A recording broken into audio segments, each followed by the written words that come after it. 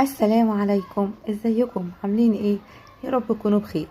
تعالوا النهارده هنعمل مع بعض حلويات سهله وبسيطه بكوبايتين لبن بس. هتعملي الصينيه القمر اللي انتوا شايفينها دي. الحلويات بتاعتنا النهارده مش بسبوسه ولا هريسه ولا اي حاجه من الحاجات اللي ممكن تتوقعوها. الحلويات بتاعتنا دي النهارده اسمها شهد. اسمها شهد وهي بجد طعمها شهد، احلى كمان من طعم الشهد.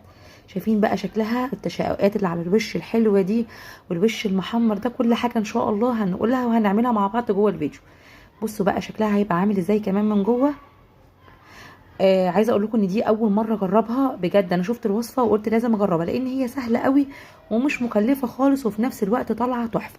عايزه اقول لك ان هي هنا كانت سخنه، يعني هي طلعت من الفرن شربتها الشربات بجد، ما استنيتش عليها. بصوا عامله ازاي، هتشوفوا دلوقتي كمان معايا لما بتبرد بيبقى شكلها عامل ازاي.